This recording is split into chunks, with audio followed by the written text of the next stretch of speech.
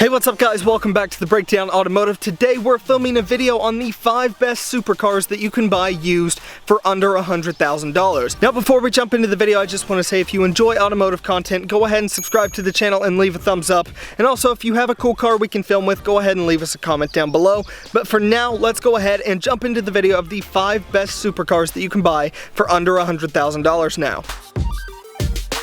Now first up on the list is the obvious choice. It's the Lamborghini Gallardo. This is a car chosen by people every single day who are looking to get their first, second, third, or 8th supercar, because it is really just that good. It's loud, it shouts, it screams, the V10 roars, and it still looks better than almost any other supercar on this list, and it even looks good by today's standards. And sure, the interior is very outdated compared to the modern Lamborghini Huracan, and it's still not the most driver-friendly car. It's big, bulky, hard to see out of, and it can at times be unpleasant to drive, but nevertheless, it is still one of the best supercars that you can now buy for under $100,000. And the best part is, it has the Lamborghini V10 engine in it. It is really the stereotypical supercar. It's a Lamborghini, it's big, it's bulky, it's awkward to drive, and it's not the most tech-advanced car by today's standards, but it is still something that is purely incredible to drive. Mixed with the V10 roar and the driving experience, whether you have the 6-speed gated shifter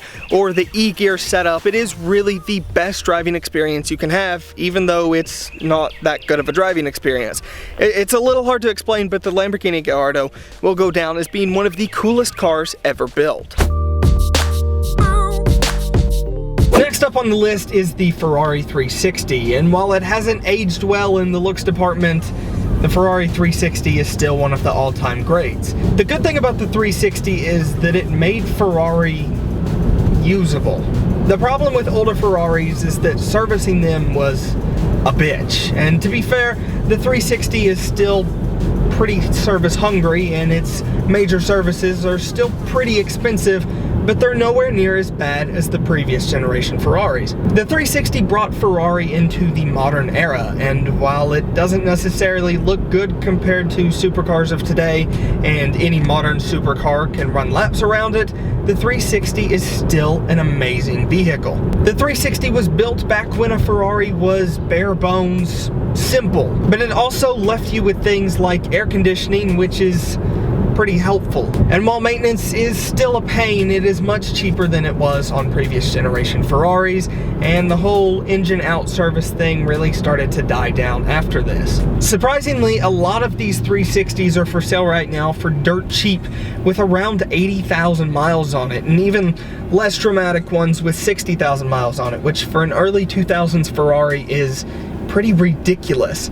But the good thing about the 360 was it was so user-friendly and easy to take care of that these cars could easily do that. And while I would stay away from the ones with 60 and 80,000 miles on the clock, you still can get a good condition 360 for around $80,000, which is a damn good deal.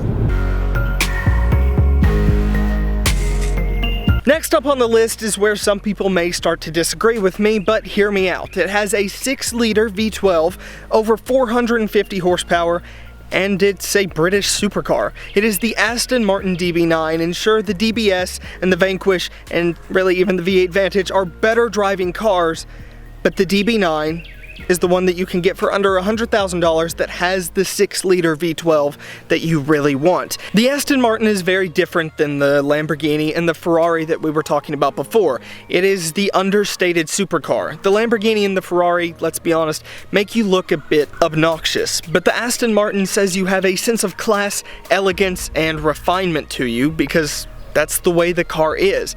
And on top of that, everywhere you go, you arrive in style, and you arrive looking like James Bond. And if that's not an ego boost, I really don't know what is. The Aston Martin Db9 doesn't have 9 million horsepower that always try to rip your face off and can't go around a corner because it always wants to slide its ass out. It's refined, classy, elegant, and it's better looking than its baby brother, the V8 Vantage, and it has the 6-liter V12, which makes a huge difference. But anyway, the Aston Martin Db9 is one of the best cars on this list if you're not looking for something that makes you look 12.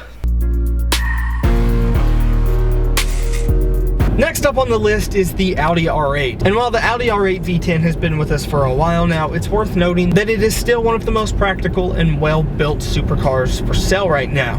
The thing that was great about the Audi R8 V10 is that it was mass-produced, which means parts are reasonable to get, and when something does break, you take it to Audi and they fix it for really no more than they would any other Audi. The Audi R8 was also much more usable compared to some of the other supercars on this list, like the 360. But the Audi R8 made us realize that supercars could be flashy and fun and wild and exciting while also being able to be used. The drivetrain is excellent and the interior is best in class, and on top of that, the reach of the Audi R8 can be known throughout the world. No matter where you go, whether it's a suburb or a big city or even a small town, there's an Audi R8 nearby.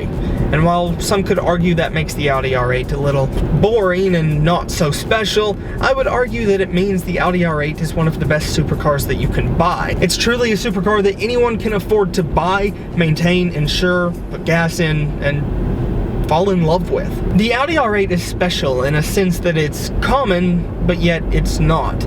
It's not out of place at some of the fanciest events, and it's also not out of place being driven around town every day. In that regard, it's a bit like the Aston Martin Db9 we talked about earlier. It's still a supercar, but it doesn't scream at you, and it doesn't make a scene everywhere it goes.